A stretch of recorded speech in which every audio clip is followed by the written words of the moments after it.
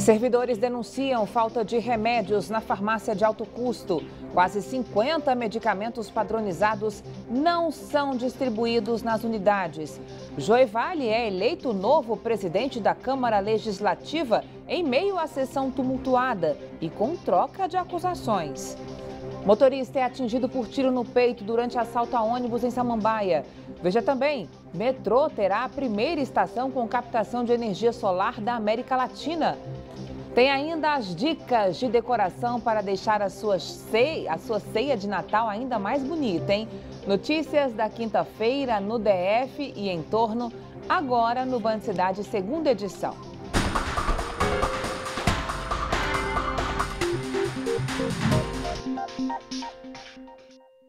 Olá, boa noite para você, seja muito bem-vindo. A falta de medicamentos nas farmácias de alto custo piora as condições de saúde dos pacientes. O tratamento acaba comprometido, mas dessa vez o descaso foi denunciado pelos próprios funcionários, que não aguentam mais ver o sofrimento das pessoas doentes. A situação para quem precisa de remédios de alto custo é esta: fila e frustração. Aqui a situação é das piores que você pode calcular. 7 horas da manhã eu tive que chegar para conseguir estar indo agora, já vai dar 2 horas. No DF, há 2 farmácias de alto custo da rede pública de saúde. Uma delas é essa, que fica na estação de metrô da 102 Sul. A outra é em Ceilândia. A Secretaria de Saúde informou que distribui 230 medicamentos a cerca de 19 mil pacientes por mês e que a demanda diária é de aproximadamente 500 pessoas em cada uma das unidades. O problema é que muita gente não consegue a medicação. A população não tem mais a quem procurar, a quem recorrer. É uma humilhação que já chegou a um final. Esta servidora da Secretaria de Saúde, que prefere não se identificar, conhece bem a realidade da falta de medicamentos e as consequências. Estou aqui doente psicologicamente, mas tem médicos também ficando doentes com essa situação. Alexandre mora no Recanto das Emas. Ele depende de aparelhos para respirar. Por isso, não pode mais trabalhar. Com problemas graves no sangue e no pulmão, ele ainda precisa de remédios que variam entre R$ 8.000 a R$ 3.000. Muitas e muitas vezes estão faltando. Esse hidroxidré mesmo, ele ficou quase 1 ano em falta. A gente tem que se virar, tem que comprar, porque você não pode ficar sem tomar, porque se você ficar sem tomar, você dá crise. Além de toda a dificuldade enfrentada pelo Alexandre por causa da falta de saúde, tem também outra questão, a financeira. A esposa dele, a Ilane, parou de trabalhar há 2 anos porque precisava cuidar dele 24 horas por dia. Né? Exatamente. Depois que o meu esposo ficou assim, eu tive que sair do serviço para poder ficar completamente a dispor dele, né? Uma consulta, internação, tudo eu tenho que estar acompanhando ele. O que eu queria mesmo era que o governador olhasse mais pelo um pouquinho da saúde, entendeu? Porque, principalmente para os pacientes de anemia falciforme, que a gente é tratado como um cachorro nos hospitais. Até quando, né? Essa é a pergunta. A Secretaria de Saúde reconheceu o problema. Disse que 48 remédios de alto custo estão em falta na rede pública. Explicou que o medicamento morfina possui 10 tipos de apresentação. A de 30 miligramas comprimido e todas as injetáveis estão com estoque abastecido. As demais estão com estoque zerado e um novo processo de compra está sendo feito.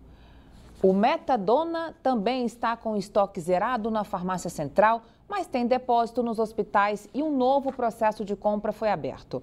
O Gabapentina está com estoque regularizado e o Fentanil possui 6 apresentações. As de adesivo para a pele e injetável de 10 miligramas estão com estoque abastecido. As demais têm um estoque zerado na farmácia central, mas com distribuição normal nos hospitais. Um novo processo de compra também já começou. O GDF destacou que 37 mil pacientes estão cadastrados para receber os medicamentos de alto custo em toda a rede pública de saúde. Um menor foi apreendido nesta madrugada com 121 celulares furtados. Os aparelhos tinham sido levados de um shopping em Taguatinga e custam no total R$221 mil. O menor e a mercadoria foram encaminhados para a Delegacia da Criança e do Adolescente. O Senado Federal aprovou na noite desta quarta-feira um projeto de decreto legislativo para anular a nova regra da Agência Nacional de Aviação Civil, a ANAC, que autorizava a cobrança pelo despacho de bagagens. A matéria segue agora para a Câmara dos Deputados.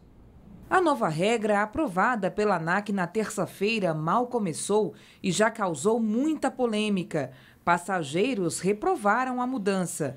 E agora, depois de derrubada pelo Senado, a medida deve ser analisada pela Câmara dos Deputados. A previsão era que a cobrança por qualquer bagagem despachada começaria a valer a partir do dia 14 de março do ano que vem. Olha, agiu bem o Senado Federal anulando as novas regras da ANAC, a Agência de Aviação Civil. Acabando com a obrigatoriedade de transportar a mala do passageiro sem cobrar por isso, as empresas aéreas estariam ganhando um presentaço de Natal da ANAC. Mas o Senado não permitiu que isso se concretizasse. A ANAC pretendia criar para as empresas aéreas, vejam que absurdo, o milionário negócio de transportar malas. E citam o exemplo das empresas low cost, de baixo custo, na Europa, que cobram para transportar a bagagem dos clientes. Mas, em compensação, as passagens das empresas low cost na Europa têm preços baixíssimos. Lá prevalece a saudável concorrência. Aqui no Brasil, empresas aéreas não precisam se concorrer entre si, porque tem a ANAC para lhes garantir tudo o que precisam para explorar os clientes, cobrando inclusive as mais caras passagens do mundo. O deputado Joivale é o novo presidente da Câmara Legislativa. Ele foi eleito nesta quinta-feira com 12 votos. O distrital vai comandar a casa pelos próximos 2 anos. O repórter Rodrigo Nunes tem as informações ao vivo para a gente. Rodrigo, boa noite para você. O deputado HCL Maia também recebeu 12 votos, né? Como é que foi esse desempate aí? Boa noite, Carol. Boa noite a todos que acompanham o Band Cidade. O desempate ocorreu com base em alguns critérios aí. Um deles foi o número de votos que os deputados conseguiram nas últimas eleições. Aí, Joivale teve 20 mil votos, cerca de 20 mil votos, contra 14 mil de HCL Maia. E aí, assume a presidência da Câmara Legislativa. E ele pretende aí radicalizar em alguns pontos, entre eles a transparência aí da gestão à frente da casa. A sessão que definiu esse resultado foi tumultuada, houve muita discussão, muito bate-boca entre os parlamentares. E quando o resultado já estava definido, HCL Maia já havia perdido, o deputado HCL Maia acusou Joivale de ser um laranja de Celina Leão. Nos bastidores, HCL Maia considerava a vitória como certa, pois tinha também como certo o voto do deputado Robério Negreiros. Mas isso não ocorreu. De última hora, o deputado Robério mudou o voto, votando aí em Joivale, e foi fundamental para o resultado.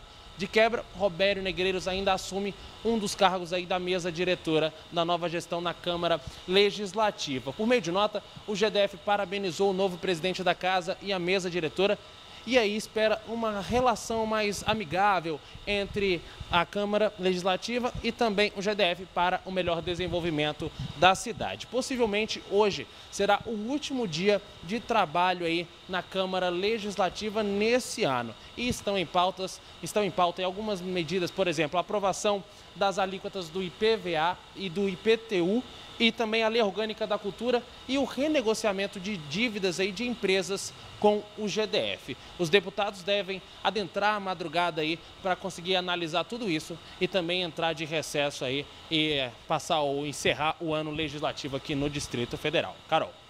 Tá bom, Rodrigo, obrigada. Ainda falando sobre a Câmara Legislativa, a deputada Celina Leão sofreu mais uma derrota na Justiça. O Supremo Tribunal Federal negou o pedido da parlamentar para reassumir a presidência da casa. Veja. O pedido de revisão de habeas corpus nem foi analisado pelo ministro do Supremo Tribunal Federal, Teori Zavascki, nessa quarta-feira. Ele acredita que, neste caso, não compete ao Supremo apreciar a matéria. A decisão do STF foi depois que o Supremo Tribunal de Justiça negou, em novembro, o pedido de liminar da deputada Celina Leão para reassumir a presidência da Câmara Legislativa do Distrito Federal.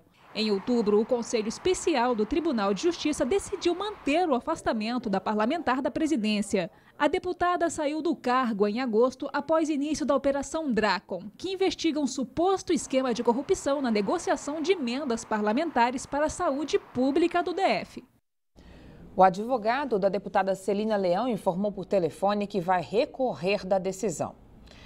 Os moradores de Taguatinga e de Ceilândia estão sem micro-ônibus desde a última terça-feira. Cerca de 450 motoristas e cobradores da Cootard estão em greve. A categoria disse que só vai voltar a trabalhar depois que receber o salário e o ticket de alimentação do mês de dezembro, que deveria ter sido depositado na semana passada. De acordo com o Sindicato dos Rodoviários, o presidente da cooperativa informou que não fez o pagamento porque o GDF não repassou o dinheiro. Em nota, a Secretaria de Mobilidade disse que não reconhece a dívida. Boa notícia, o metrô do DF vai ter a primeira estação da América Latina com captação de energia solar e totalmente sustentável. O repórter Rodrigo Nunes volta ao vivo com outras informações para a gente.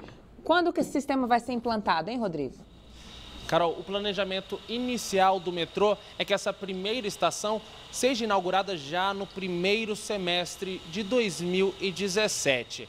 A estação Guariroba será apenas a quarta no mundo com essa tecnologia. Com isso, quando essa estação for realmente inaugurada, Brasília vai se tornar referência no assunto em toda a América Latina. O edital de licitação para a compra dos equipamentos, para o início aí da instalação desse sistema, foi publicada hoje no Diário Oficial do DF. A medida visa aí a redução da energia elétrica aqui no local, mas o GDF ainda não informou o quanto vai economizar efetivamente com essa nova tecnologia. Carol. Obrigada, Rodrigo. Em segurança, 5 homens assaltaram um motorista do Uber essa madrugada no setor comercial sul. Um suspeito foi preso e uma menor apreendida. Outros 3 continuam foragidos. A polícia disse que os assaltantes solicitaram o serviço pelo aplicativo e quando o motorista chegou ao local, foi surpreendido pelos criminosos com uma faca. O carro e o celular do trabalhador ainda não foram recuperados pela polícia. E em Samambaia, um motorista de ônibus ficou ferido depois de ser atingido por um tiro no peito durante um assalto hoje à tarde. O motorista Josiel Pinheiro foi socorrido pelos bombeiros e encaminhado em estado grave para o hospital de Samambaia. De acordo com a Polícia Militar, são 2 suspeitos, um deles de 17 anos. Depois de assaltar o ônibus e atirar contra o motorista, os passageiros partiram para cima desse menor. Ele foi agredido e segue internado na UPA da cidade. O outro acusado conseguiu fugir.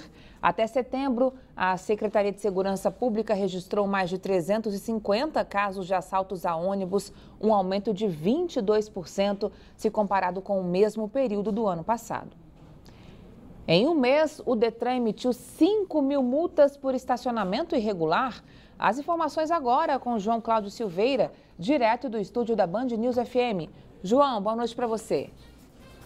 Boa noite, Carol. Boa noite a todos. Dados do Detran apontam que mais, como você falou, 5.000 motoristas daqui do DF foram multados em novembro por estacionar em local proibido. Desde 1º de novembro, quando entrou em vigor o novo Código de Trânsito, a infração passou a ser considerada gravíssima e a multa ficou 129% mais cara, passando de R$ 127 para R$ 293. No entanto, em toda a região que engloba os setores de autarquias, setor bancário, aqui onde a gente trabalha, setor comercial e esplanada, a estimativa é que nos locais tenham 15.000 vagas, quantidade que atenderia apenas ao setor comercial sul, que atualmente dispõe de cerca de 2.000 vagas. A alternativa, muitas vezes, é recorrer aos estacionamentos pagos. De janeiro a outubro, o Detran no Detran mais de 120 mil ocorrências de estacionamento irregular.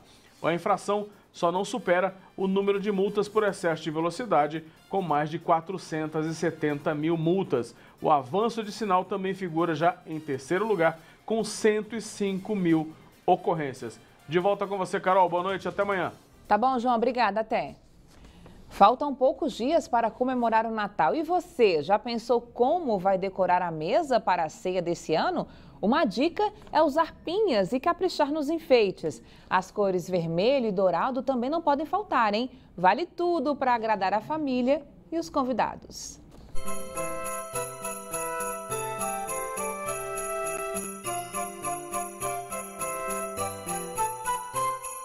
Mônica vai receber os amigos para a ceia do Natal pela primeira vez na casa nova.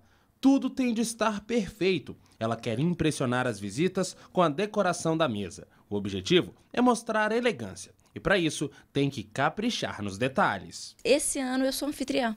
Então eu preciso mostrar que eu tive o mesmo cuidado, a mesma atenção que eu sempre recebi quando eu ia para a casa das pessoas. Mônica contratou uma consultora em decorações de mesa. A especialista mostra os produtos natalinos e como compor o cenário da melhor forma. A gente pode usar esses tons aqui, esse xadrez, com os tons que você falou que tinha na sua árvore.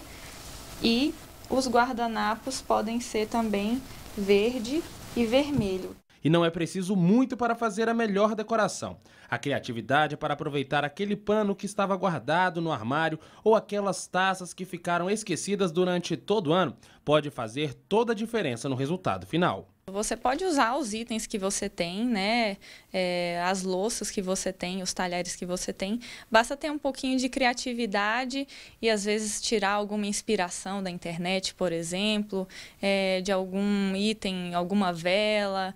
Por exemplo, as pinhas, que remetem bastante ao Natal. Hora de montar a mesa. Primeiro, o suporte. Depois, o prato, guardanapo e os talheres guardados em uma bota natalina. A mesa dos sonhos pode custar entre R$ 450 e R$ 700 reais. O preço varia muito de acordo com os itens que são usados e também o número de lugares. Então, se sua mesa é maior, você vai gastar mais um pouco. Se sua mesa é menor, você gasta um pouquinho menos. E o resultado final? Será que agradou? Gostei, ficou muito melhor do que eu imaginava. Tudo pronto. Nada melhor que um brinde para celebrar a chegada de mais um Natal. Veja a seguir como descobrir se você tem intolerância ao glúten e à lactose. Um médico está aqui para tirar todas as dúvidas, hein? Band Cidade volta já.